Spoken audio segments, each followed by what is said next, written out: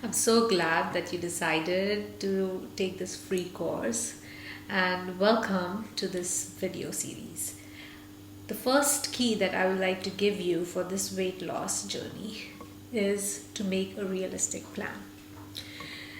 That is the first step to create any change in whatever habits that we want to change is to plan.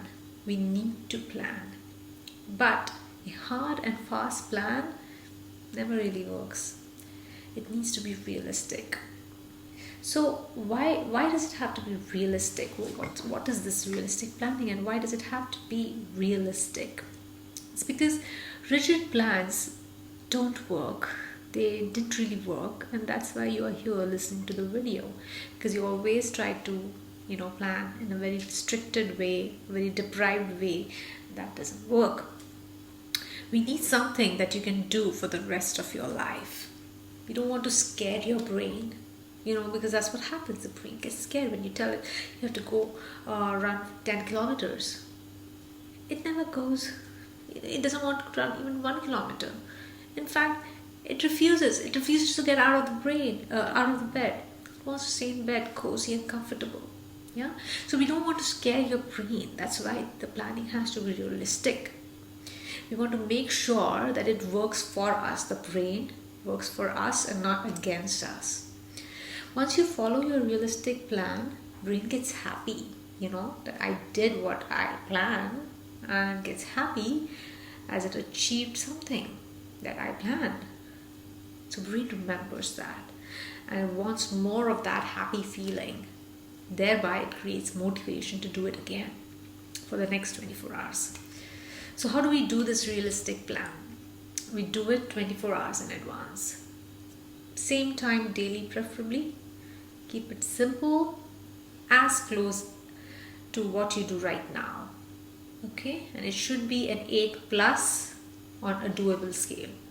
So if you ask me what is a doable scale, it is from 0 to 10.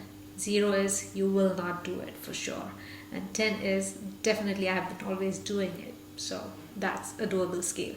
So it needs to be an 8 plus. Like if you are planning something on your meal today, you're going to do it because you always eat it.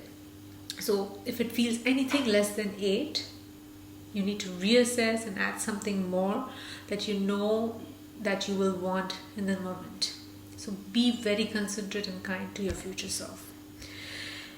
When it comes to following, now today comes, you've already planned your meals yesterday for today. Today comes in the moment, you will do two things with your 8 plus realistic planned meal. One is you will eat the meal that you have planned. Okay, and because it's so realistic and it's considering your future self and with respect, you will eat what you plan for. Or you might decide to eat a bit healthier and might not eat all those things that you have planned for. Maybe. So that's what realistic planning is all about. I remember when I started planning for my meals, I actually used to plan desserts. I used to actually plan 4 cookies after my dinner, 5 cookies after my dinner, Oreos, something like that. And slowly, the number of Oreos that reduced and eventually stopped. And eventually, I used to still keep it on my plan and I used to forget about it. Yeah. So I know you must be wondering, how will I lose weight if I keep eating chips and cookies? Like, how does that work? So I would like to ask you one question. Tell me, you think it's possible to lose weight just by eating salads and feeling deprived, and eventually, what will happen is you're so deprived, so that one day you are using your willpower, you're not eating anything, you're having only salad, feeling all deprived as if someone died. The next day you do the same, the next day you do the same, the next day you do the same, and maybe on the third or fourth day, in my case second day, I would like completely react and I will binge on a bag of chips and cookies and I will just binge, knowing that there's no tomorrow and I will eat so much. So that's what happens when you deprive yourself. Yeah. So what I'm suggesting right now, that you start realistically. Okay. Your brain might actually say right now that this seems very easy and You wonder, how will you lose weight? Trust me, this is how mind management works.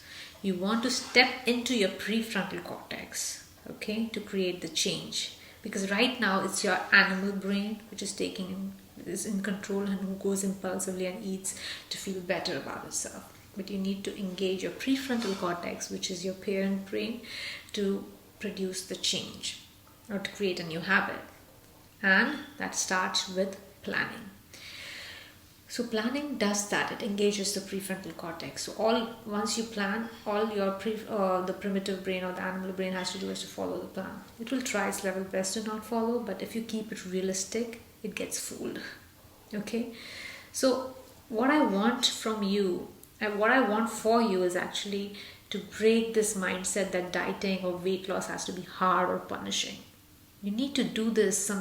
This is for the rest of your life. So we need to create a new habit, and this is how we start. We make the brain work for you instead of against you. Eventually, this will become your routine. All the food drama will disappear for good. It's all because we have retrained your brain to look at food as fuel and not entertainment. At the end of all this, once you start planning, what you will learn is that you first of all learn how to follow plan that you made for you. You learn to think about food deliberately and not impulsively. You learn you have an option to make a better choice every 24 hours. You learn to control food. You will see how you eat food. You see how it changes. Your whole experience will change about food. You just watch. Creating a realistic plan is going to break your habit of breaking promises to yourself. You are done with breaking promises for yourself. Give yourself maximum 2 or 3 minutes, 2 or 4 minutes every day to plan this meal. Don't overthink it. Keep it simple. Remember to plan 24 hours in advance and keep it at 8+ on a doable scale. Once you do that, you got